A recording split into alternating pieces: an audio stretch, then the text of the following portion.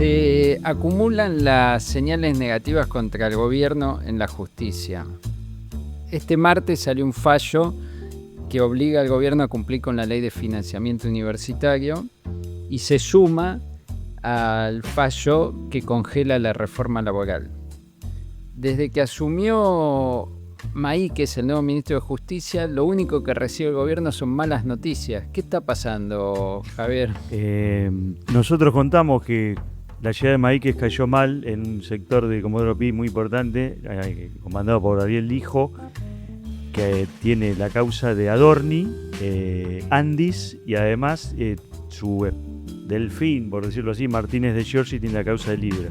Justo cuando llega Lifo cuando llega Maíquez empiezan a activarse, a filtrarse cosas de las causas y se fueron acorralando a Karina y Javier Milei, y a la par aparece todo esto de Adorni, que le armó una tormenta perfecta al gobierno.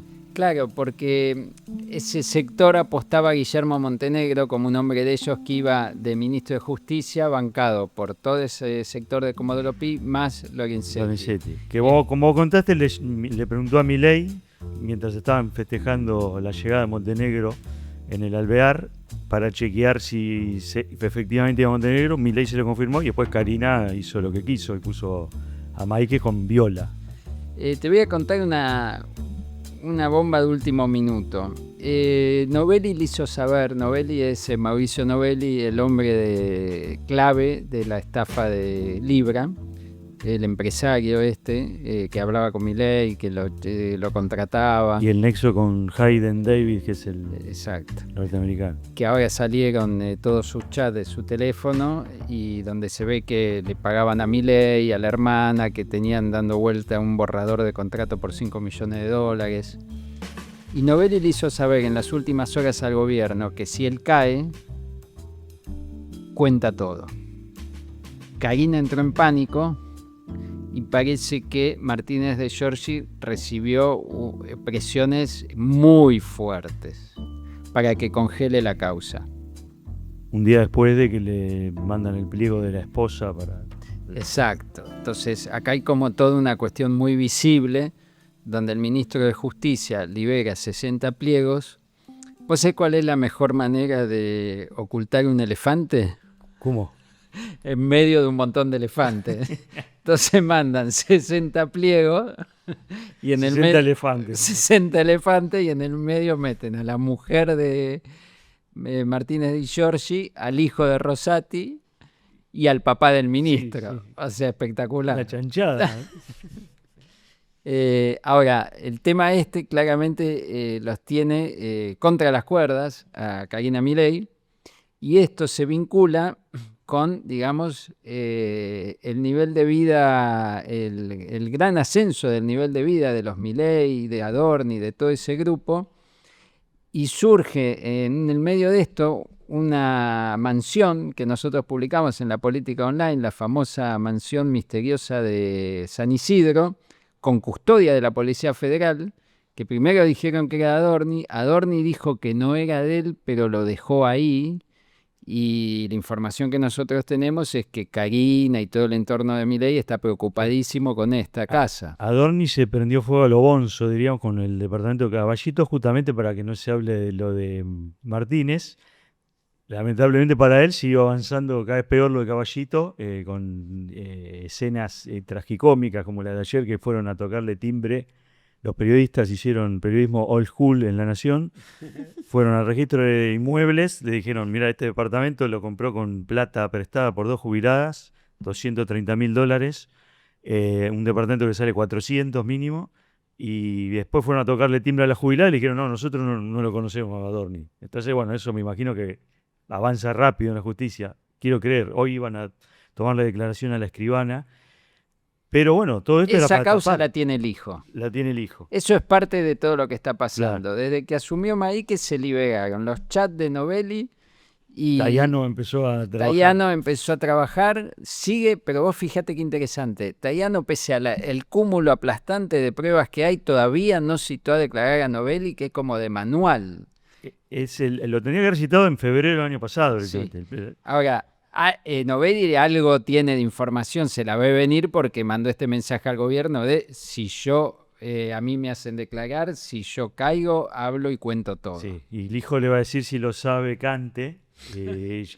Y todo esto es para tapar la mansión esta, que desde que nosotros publicamos que había nerviosismo en el gobierno por la aparición de Sí, todo el llamados a los medios para que para que no no se hable de la mansión. De hecho, hasta el medio que lo reveló, no vamos a exponer a los colegas, dejaron de hablar. Sí. Mostraron fotos de la mansión y después no hablaron más. Desapareció. Y bueno, todo el mundo preguntando, che, ¿pero quién vive ahí? Petovelo, Karina. La CIDE. La CIDE. No.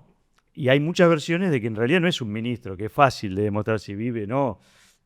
Sino se habla de una persona muy cercana a Karina, una amiga íntima que se llama Adriana Juárez, que, bueno... Andrea.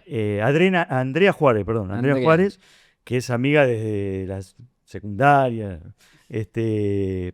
Y siempre, nunca aparece la mujer, porque siempre sí aparece Mora Gorini, que es otra... Porque esta mujer Andrea es como su secretaria privada. Claro. No es como de la rosca política, no es de la rosca, sino de la intimidad. Es de la vida privada, claro. Y se dice que vivía ahí primero vivía en el Chateau, que es el edificio que está ahí en Núñez. El de los futbolistas. El de los futbolistas y sus parejas. Y con Wanda Nara justamente vivía. Y cuando se hace famoso con Wanda Nara, el Chateau. Claro. Y cuando se empezó a complicar el tema de Wanda Nara con Icardi, que estaban los medios ahí en la puerta, esta mujer se las tomó. Esa es la versión que se fue de ahí. Mucha exposición mediática. Mucha exposición, andá a saber qué movimiento había ahí. Y cualquier movimiento, digamos, en torno a Karina requiere discreción. Claro, porque es la hermana del lugar, claro, por el lugar que ocupa. Entonces dicen que se fue a vivir a Martínez. Pero bueno, ahora el dato que o sea, la especulación es que esa mansión que causa tanta inquietud en el gobierno vivía la secretaria privada de Karina. Y que además es su mejor amiga. Claro. Y que ahora, en todo este revuelo, Karina se volvió al Chateau. Se fue a vivir al Chateau, que es justamente donde vivía su amiga. Sí, eso estaban comentando hoy. Teníamos ese dato de que Karina está viviendo en el Chateau. Tenemos un párrafo. Porque esta mujer no habló nunca, Andrea, ¿cómo es el apellido? Juárez, salvo en una nota a una revista colombiana muy buena, muy cool, que se llama Gato Pardo. Claro. Te voy a leer un párrafo de la nota muy interesante. Donde ella habla por primera vez. Ella habla de primera Cari. y única. Sí. Nunca le interesó la política a Cari y a mí tampoco. La única charla de política que tuvimos en todos los años de facultad fue porque yo había votado a Menem y ella también. Muy profunda. Nunca más hablamos de política ni de quién votó a cada uno. Para mí, el gobierno de Menem fue espectacular. Yo me tomaba 2 días y me iba a Miami, 2 días y me iba a Nueva York, me iba a buscar ropa y la vendía acá. Para mí yo sé que mucha gente la pasó mal, pero para mí fue glorioso. Ahí tenés. Una profundidad. Pero entonces, desde que asumió Juan Bautista Maíquez al frente del Ministerio de Justicia, hubo filtraciones Libra, se complicó toda la situación judicial alrededor de Adorni, fallos también en contra en la reforma laboral, y a lo que se suma también el último intimando al financiamiento universitario. Sí, le están pidiendo a Maíquez que no ayude tanto. La que acaba de hablar es Luciana Glesser. Contanos, Luciana, ¿qué pasa con esta licitación que vos publicaste ayer, una nota del Tesoro, que venían muy bien las licitaciones supuestamente de deuda, de economía para sumar fondos, y que ayer parece que se sumó una serie de señales negativas del mercado hacia el gobierno en el momento que están haciendo lo que se supone que hay que hacer, que es comprar reservas, etcétera. Y la confianza no se materializa, ¿no? Y esto es lo que vemos en este instrumento, que hay que decir es un instrumento en dólares, o sea, se suscribe en moneda dura. Busca con esto captar argendólares, ¿no? Los famosos dólares que están debajo del colchón. ya viene repitiendo esta oferta con algún éxito, porque lo cierto es que en cada una de las licitaciones sale a buscar montos pequeños, hace una primera ronda de 150 millones y una segunda ronda de 100 en las que venía consiguiendo. Esto es una diferencia de opinión con el que renunció, ¿no? Con Leu, Exactamente, que dijo Leu hay que quería aprovechar este momento y sumar, agarrar todo lo que nos ofrecen. En la primera, porque ahora están como en un minimalismo, suman de a 100 millones, ¿no? cuando aparece este bono estrella todavía bajo la Secretaría de Finanzas de Alejandro Leu, el apetito de los dólares, de los argendólares, fue realmente excepcional. Hubo ofertas por casi 1.000 millones de dólares en la primera ronda. Es el bonar. El bonar, ese bonar. Ese bonar, ese primer bonar, tenía un vencimiento 2027, octubre, entre primera vuelta y balotaje, como para despejar lo que se llama riesgo político. Salió con una tasa de corte en la primera oportunidad por debajo del 6%, 5,8%. Hubo ya con Federico Furiase, salió Alejandro Leu porque el gobierno no quería modificar, esperando que sostenía el equipo económico, que las tasas iban a seguir bajando, que mostrando estos resultados iban a comprimir la curva.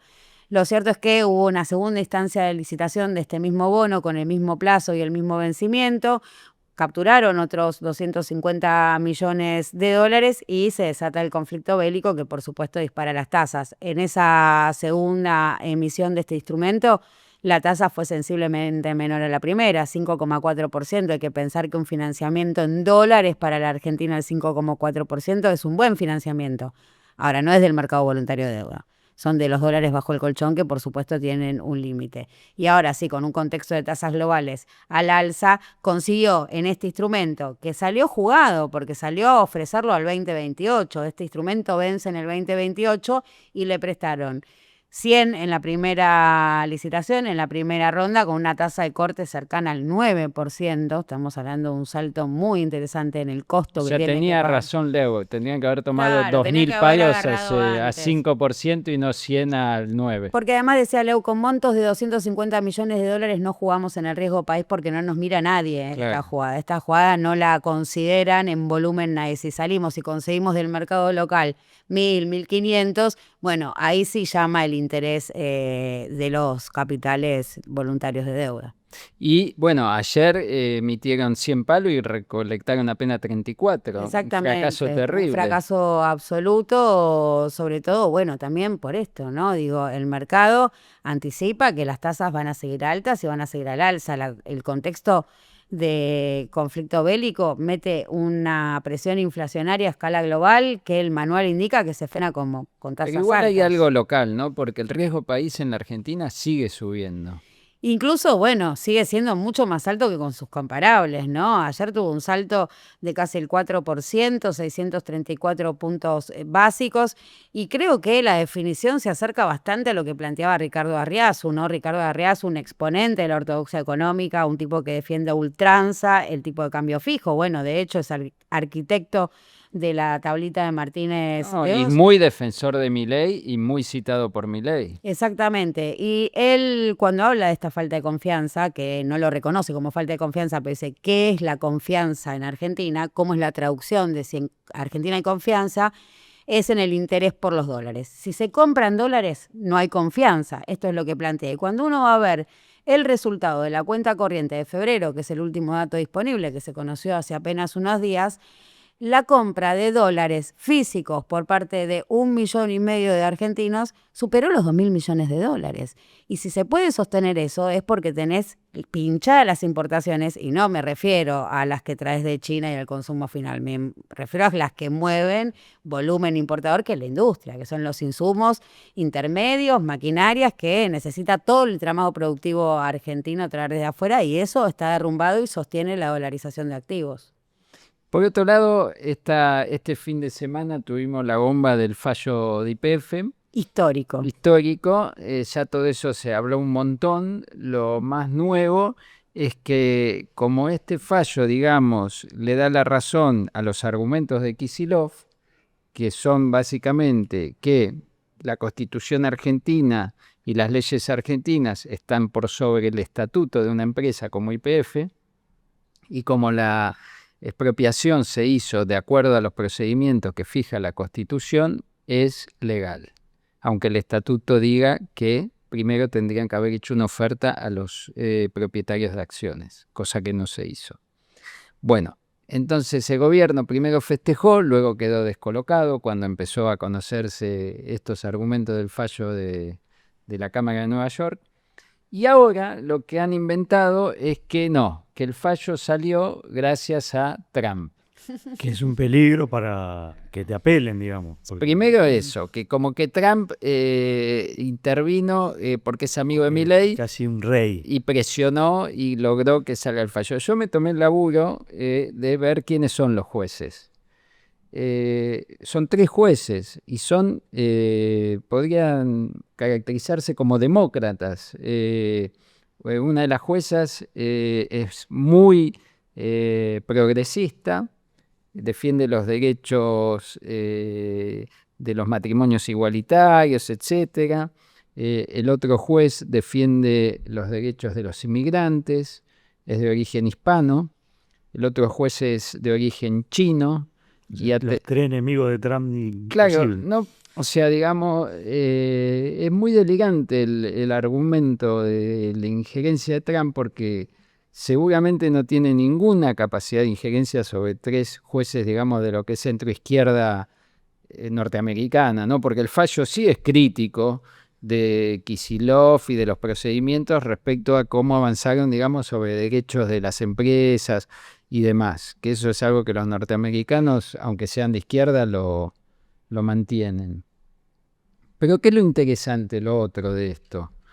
Que Kicillof venía bastante enredado con su proyecto presidencial y esto lo posicionó. Ustedes habrán visto las notas en los diarios, en todos lados, o sea, lo volvió al primer plano desde un buen lugar, porque venía todo complicado, que no tiene un mango, que esto, que lo otro, linterna, Cristina, la cámpora. Y si salía mal era una bomba para él, ¿no? Y vos sabés que hoy tomé un café con una de las personas que está trabajando en su campaña presidencial, que arranca ahora, y me contaba que en sus análisis, digamos, de los riesgos y los flancos que iba a tener la campaña presidencial, el primero era YPF. Ellos sabían que lo iban a usar para castigarlo durante toda la campaña. Por tu culpa, la Argentina tiene que pagar 16.000 millones de dólares. Mira el desastre que hiciste, no saber gobernar, y eso, o sea, les despejó una nube importante en su campaña. Después, bueno, hay una dificultad, digamos, en el peronismo, una discusión. Hay una discusión en el peronismo que abrió Uñac, acá lo tratamos, que es, bueno, ¿cómo resolvemos esta situación? No tenemos un líder claro, como puede haber sido Menem o Perón o Néstor o Cristina en otro momento, para ordenar. Y tenemos un candidato en proceso que es Kicillof importante, pero hay otros varios que tienen ganas dando vuelta. ¿Cómo se ordena esto? Muchos están afuera del partido, como Massa, como Gerardo Zamora, como Yarlora. Por eso Uñac tira lo de hacer una interna previa,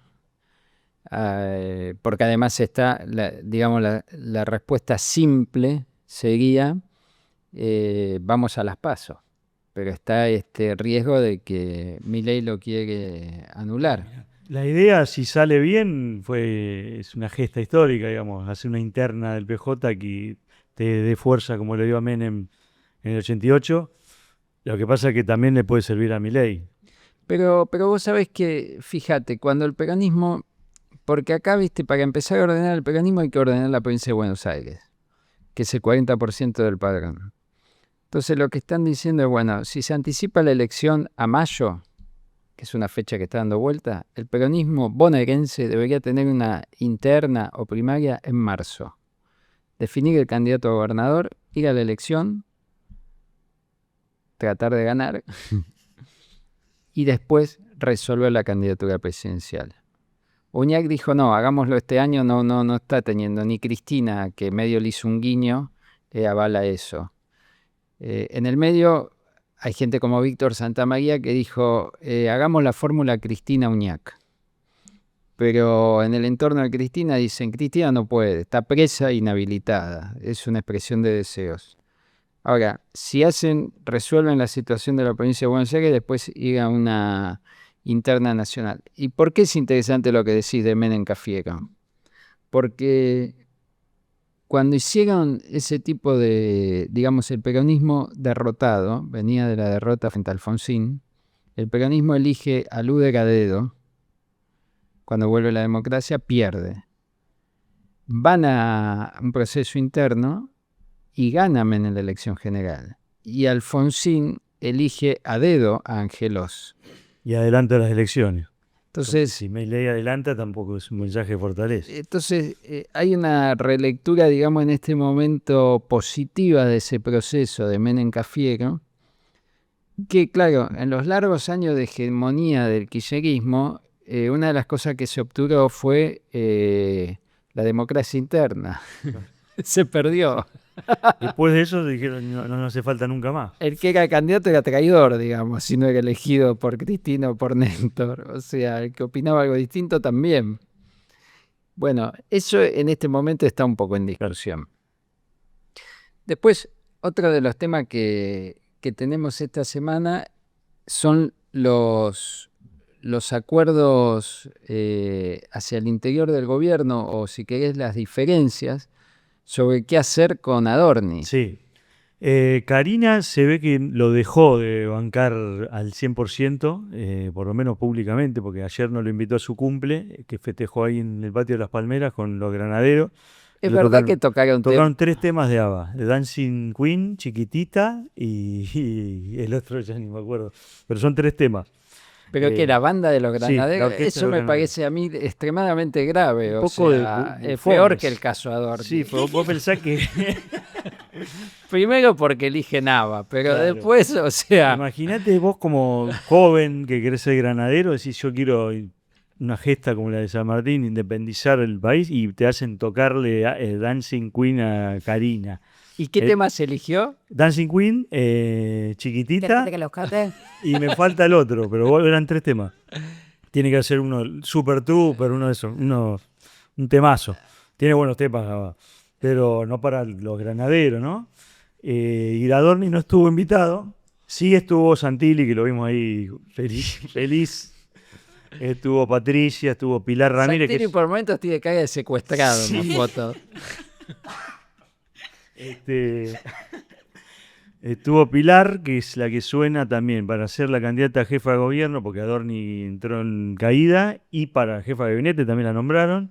Y bueno, estaban los Menem, que son... O sea, Karina hizo su fiestita con los granaderos en una escena tipo María Antonieta, Sí, de Faraón. ahí, Casi. Versalles, digamos. Pero no lo invitó al jefe de gabinete en la Casa Rosada. Exacto, que estaba ahí, labura ahí. Se supone que estaba ahí. Es una de las casas donde te va Adorno. De su casa. Y después, al mismo tiempo, igual te dicen, no, Adorni está firme hasta que le aparezca algo más. Hoy me decían eso los carinistas.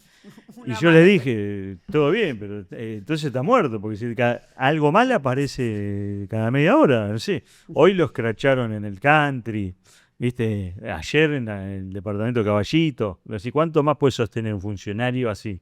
Ahí Nico estuvo en la casa de Adorni ayer en la clase pública de Filo, y la gente comentaba que usaba los autos oficiales para ir el coto. Sí, sí. Para ir al coto. Sí, sí. O sea, como... Él no, las empleadas, las sirvientas que tiene. Ya hasta el momento. Por ahí el chofer, no Sí. sabemos, hay que investigar un poco Sí. más, pero que van al coto ahí, le hacen las compras. Si algo le jode al vecino de Caballito es que un político use el auto oficial para las compras, yo me imagino. No, pero acordate todo el escándalo con Cristina, que usa el avión para que El le diario. lleven los diarios, y usa entonces el auto oficial para que le haga las compras, y todo este uso de jubiladas para blanquear la guita. Y se hablaba de una conferencia de prensa para mañana, miércoles, pero a esta hora no la pueden confirmar, porque decís, ¿para qué? ¿Para qué va a ser?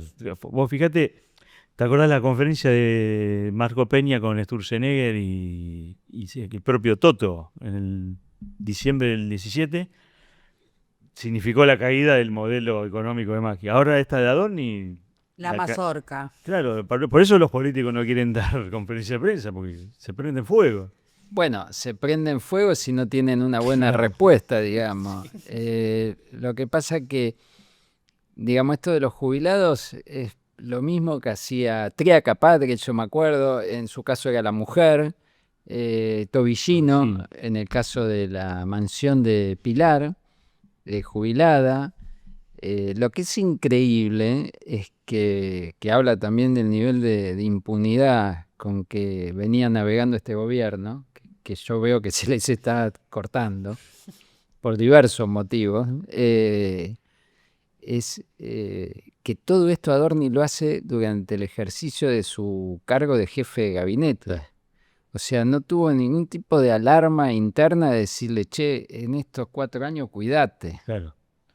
Y paradójicamente, esto que supuestamente tendría que beneficiar a Santiago Caputo, porque es el otro sector, tampoco lo beneficia. En el gobierno dicen que tiene también, no te digo los días contados, pero está complicada su permanencia.